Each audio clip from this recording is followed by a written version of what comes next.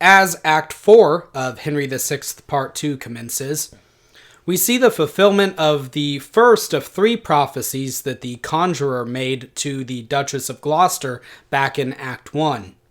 And this is the prophecy concerning the death of Suffolk, whom, if you remember, was said that he would die by water. And there's actually a double sense in which this prophecy is fulfilled. He dies by the seaside, which is definitely by water. And he's also executed by a man named Walter Whitmore. Now, the Elizabethan pronunciation of the name Walter would have softened the L, in much the same way that it's softened in folk, as in folk songs, or in the way that it can be softened in Suffolk's own name. So we would say Suffolk, but there's an L there, right? So instead of Walter, it would be pronounced water. So, Suffolk has been banished from England, and he set out to sea on a merchant ship, but they're immediately waylaid by pirates who subdue them after an apparently vicious struggle, and the pirates bring them back to the beach with their ship anchored a few feet away. And during the battle, Walter Whitmore, one of the pirates, has apparently had an eye gouged out by Suffolk, so he did put up a fight. But it's for this reason, although the ransom is accepted of the other sailors' lives, it's determined by the pirates that Suffolk is going to die. And here, Suffolk says all the wrong things. He strikes completely the wrong attitude. He thinks that his nobility will save him, and so he points out the symbols of his knighthood, and he talks up the good relationship that he has with the Queen. But far from impressing the pirates, this makes them even angrier. Because, as we've seen, national sentiment was at a fever pitch at this point, with France being lost, and the commoners rising up and wanting to defend Henry and Gloucester. The pirates themselves feel an aversion toward Suffolk due to the harm that he's caused the realm. The lieutenant of the pirate ship basically says, hey, we may be pirates, right? We might be the scum of the earth, but you're the one that married our king off to a foreign woman with no money of her own, and who sold our own lands in order to do it. So now you're definitely going to die. We might be criminals, but you're a traitor to the realm. And in light of this, Suffolk strikes a proud pose. He says, base slaves, any other day, you would have kissed the ring on my finger. You would have counted it a privilege if I acknowledged you in the street. You dare to kill me? And this definitely isn't the line that's calculated to save his life. But we've seen that he's this Marlowe-esque social climber par excellence, right? He's nudged and clawed his way up to the highest courts in England, and he's proud of this fallen majesty of his, and he can't let it go, and he thinks it's going to save him. So Walter Whitmore leads him off and kills him, and later we'll see that he has his head sent back to Henry and Margaret. And then Margaret, in a pretty grotesque fashion, is carrying his head about in her arms, clasped to her chest as if she's cradling it, this lover of hers that's been killed. And while she's doing so, Henry makes the observation that if he had been the one killed, he doesn't think that Margaret would mourn for him as much as she's mourning for Suffolk. And Margaret, in her own kind of subtle way, doesn't deny this. As she says, no, she wouldn't mourn for Henry, but she would die. The idea there being that her grief would be even greater. It would be so great that it would kill her.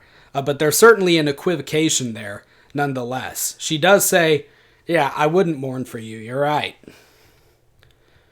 But Henry has greater things to worry about at the moment than Suffolk. Jack Cade, the rebel who has been secretly hired, remember, by the Duke of York to cause a stir in the city, has begun to make his move. Now, just on a historical note, Jack Cade's rebellion is actually a combination of two different historical events. that Shakespeare's merging together in this play. There was a rebellion during Henry's reign, and it was led by a man named Jack Cade in the year 1450. So that's the year that this play is taking place in. And this Cade did go by the name of Mortimer, and there was suspicion that he was working with the Duke of York. But the goal of the historical Cade's rebellion wasn't to usurp the throne. It was more to enact reforms that would benefit the poor people living in London. In fact, a manifesto was sent to the king outlining the complaints of the poor commoners, among them being overtaxation and corruption in the courts. And the manifesto said that the source of these corruptions were, of course, Suffolk, because he was disliked by the commoners, and some of Suffolk's allies, including a man named Lord Say, who we meet in the play. So Cade's rebellion had some coloring of a purpose to it, an attempt at legitimate reforms. Now, the rebellion that we see taking place in this play partakes more of the chaotic senselessness of the Peasants' Revolt, which was an event that took place back under King Richard's reign, even before before the play Richard II began, when King Richard was only 14 years old.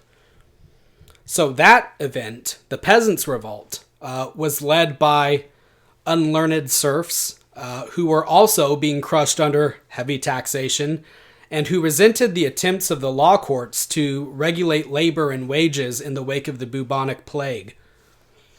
So the real hatred of the educated and of the elites that we see here in this play in Act 4, it comes more from the Peasants' Revolt than it did from Jack Cade's real rebellion. So again, Shakespeare's kind of combining these two events.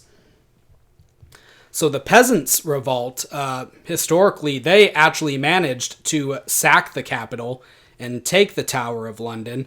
And in fact, a young Henry Bolingbroke was almost killed at the time. It's someone who was in favor with the mob spoke up on his behalf. And King Richard had managed to calm everything down. It was probably one of the better moments of his reign when he rode out to confront the peasants and come to terms with them. Anyway, back to this play. We meet Jack Cade and his followers, who are all uneducated artisans, as we can tell by their names. There's Dick the Butcher, Smith the Weaver, some tanners or workers in leather, and other various occupations that were seen as rather blue-collar type jobs. And we learn about Jack's life from his friends, who are all in on the joke, apparently. Jack is boasting about his royal ancestry to an audience of commoners, and behind his back, the butcher and the others are giving us the real account because they're laughing and whispering under their breaths that they know the real story. They say that he isn't of a noble house. In fact, he's not of a house at all because he was born in a field. Because the only place his dad ever lived in was in a prison. They say that his mother was a midwife and his wife was a lace merchant. We learned that he's been branded for stealing sheep, and he's been whipped many times for breaking the law. So this is a pretty tough guy, but he's very far from being of any royal lineage. And when Cade begins talking about the reformations that he's going to make as king, we start to get Falstaffian Eastcheap vibes. His reformations, unlike the historical Jack Cades, don't seem to be very well thought out or even serious. He's going to ban money. All food and drink is going to be on him.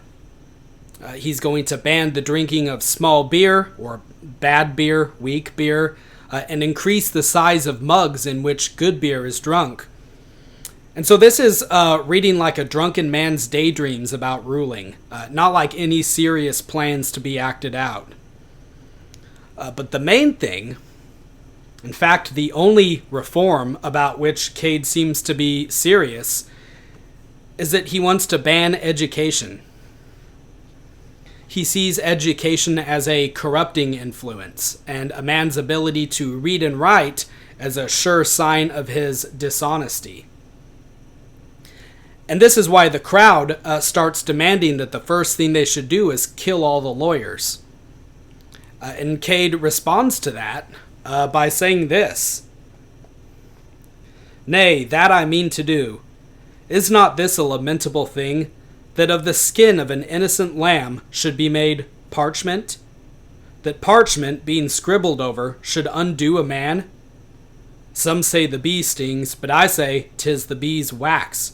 For I did but seal once to a thing, and I was never mine own man since." So he sees writing and sealing letters with hot wax as a way to trap people, to bind them under obligations that they don't seriously understand. And remember that back in the 15th century, there was probably more of a legitimate grievance here than there would be today. It wouldn't be uncommon for a lawyer or for a nobleman to ride through a village and wave tax documents in front of peasants' faces who couldn't read them, and then take whatever they wanted from them under that pretext. A lot of these people couldn't even write their own names, which is something that Cade asks a prisoner when he's deciding whether or not to put him to death. He says, "Do you spell out your name, or do you make a mark on the dotted line like an honest person?" And this mark, I've mentioned it before, it would refer usually either to a cross or to an X that the illiterate would use to sign important documents, because they couldn't sign their names. So what Cade is really wanting to do here is turn the tables completely over. Anyone who can read or write is seen as corrupt and as base, and the corrupt and the base are seen as the truly noble. Ignorance is now a virtue. He's roused the laborers and peasants to this high pitch of fury that, combined with this ignorance, makes for a really lethal combination. So Cade himself says at one point that his men are most in order when they're out of order, meaning that it's being true to themselves and to their own ideals to act more like a raging mob than like a well-organized army or militia. He does a few other things that we might consider humorous. He knights himself, and then he lets all the prisoners out of jail, so now it's really going to be a party. And then his mob manages to actually defeat the king's forces that march against them to bring them to justice. And so with this victory under his belt, he advances towards London, picking up men as he goes. And many that he picks up would have actually been soldiers returning from the war in France, who, remember, had been there for decades, only to now have to retreat because the English had lost the 100 Years' War. And so these soldiers would have had little income or little skill outside of battle to occupy any other kind of position. So it kind of works out for them. They get home, and look, there's battle to participate in. So they would have joined up with Jack Cade too. So the mob gets to London. Henry and Margaret are escorted out of the city, while Lord Say decides to remain behind.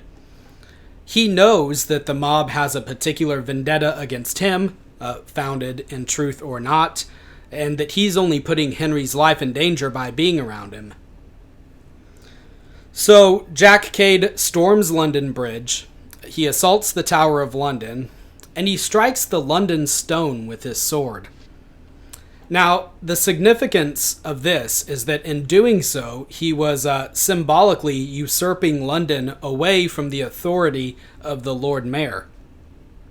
The London Stone was supposed by some to have been set up by the Romans during their occupation of Britain back in the 1st century. Others think that it was set up even earlier than that by Druids, similar to the structure known as Stonehenge. But it had been this famous landmark in the city on Cannon Street ever since, and it's actually, I believe, still there today. So Cade strikes the stone, and he temporarily has control of the city. And they capture Lord Say and his son. And a mock trial is held, in which Say tries to reason for his life. And Cade says, ironically, that he's so persuasive that he should die for that alone. Because persuasive speaking, rhetoric, is a learned art. And those are all things that Jack Cade and his mob despises, because they don't like education.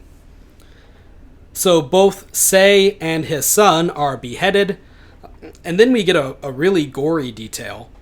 Their heads are placed on pikes and marched around the city, and at every corner the people carrying the pikes push them together, kind of like they're puppets, to make it look like the heads are kissing. So these men are really bloodthirsty. It's not enough to just kill their enemies. They want to desecrate their remains as well.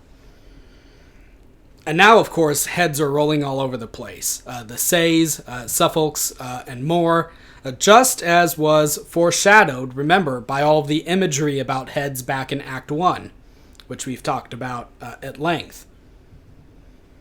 But now, Cade begins to lose control. In fact, you might say one is never fully in control of a mob. They're just temporarily on one side, as Cade soon finds out. We know that when they first stormed London, many of the citizens joined with the mob, because remember that they, too, had complaints about the corruption of the court, and they wanted to avenge Gloucester's death. But now, so much wanton destruction and looting has taken place that they're tired of it all, and they want things to go back to normal. And right on time, the envoys from Henry arrive to bargain with them. Buckingham and a commander named Lord Clifford show up and tell everyone that Henry will pardon them all if they just go home. And from what we know of Henry, we can guess that this is probably true.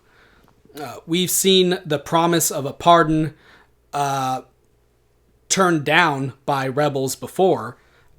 It was rejected because the person making the promise wasn't seen as trustworthy by the rebels. Remember Northumberland and Vernon and all of those characters back in the Henry IV plays. But if this King Henry makes the promise, it's a pretty safe bet that he's going to abide by it. Now Cade, he tries to undermine this confidence, but then Clifford appeals to the crowd's patriotism. He speaks about Henry V, and he asks them what the French will think when they hear about what's happened. And this sways the crowd away from Cade. Their patriotism is too powerful for him to completely eradicate. And it's ironic that Cade, who has denounced persuasive speaking and eloquence, is in the end defeated by them. He says this as the crowd abandons him. Was ever feather so lightly blown to and fro as this multitude? The name of Henry V hails them to 100 mischiefs, and makes them leave me desolate. I see them lay their heads together to surprise me. My sword make way for me, for here is no staying. In despite of the devils in hell, have through the very midst of you. And heavens and honor be witness that no want of resolution in me, but only my followers' base and ignominious treasons makes me betake me to my heels. And then he fights his way through the crowd and takes off. And we've talked about the wavering loyalties of the crowd before, but we've also talked about the importance of persuasion before. So it's something that all of our previous kings, including Richard, possessed. It was a skill that they honed, that they practiced. And Jack Cade here is trying to claim the throne without possessing that skill, which simply cannot be done. The current King Henry, he hasn't quite mastered the skill yet either, though, which doesn't bode well for him. But it's an important lesson to be learned, that you can't effectively govern if you can't persuade people over to your side of thinking. So, Cade is forced to run away, and he comes to a rather ignoble end while trying to steal food from a man's garden. This man, Alexander Iden, he seems to come out of nowhere in the story, but this is actually Shakespeare staying accurate to his source material in this instance. Iden would kill Cade and later marry the widow of the young Lord Say, who was beheaded, and then he would go on to become the High Sheriff of Kent. So this was a figure who was important historically, even though he only shows up for a little while in the play. So again, what lessons can we take away from this episode about the Jack Cade Rebellion? I would say that one of the chief lessons is that no enterprise is going to stand on rage and on grievances alone. That it's easy to tear down, but it's harder to build up afterwards. And that despite the fact that some people use their education and intelligence to work mischief, it is important to cultivate both if you want to be a successful leader of the crowd. You can't lead without it. And King Henry seems to realize this too. He mentions to Margaret, after the rebellion has been put down, that he needs to go study how to be a better ruler. He knows that he's at fault, that he's been weak, and he acknowledges here that he could be doing better. But, unfortunately for him, before he can catch his breath, news comes that the Duke of York has returned from Ireland with all of his men, plus some Irishmen, and he's now marching towards them. York sends messages, and he's claiming that he's only coming in arms to remove Somerset. Remember, Somerset was his old enemy. He was the person who was disputing whether or not he should be entitled to the Duke of York back in the last play. He says he's coming to remove Somerset from Henry's presence because he has evidence that he's a traitor. But at this point, we should know better. We saw Bolingbroke play the same game when he returned from his banishment, saying that he was just coming for his own. And we've talked about how the Earl of Essex in Shakespeare's own time, who was also returning from Ireland, with a similar group of men behind his back, how he stated that his intention was saving Elizabeth from corrupt counselors. So we know what this means, and Henry does too. But where all of this leads them, we'll find out next week. So, for then, finish up reading Henry VI Part 2, and we'll take it from there. Thanks.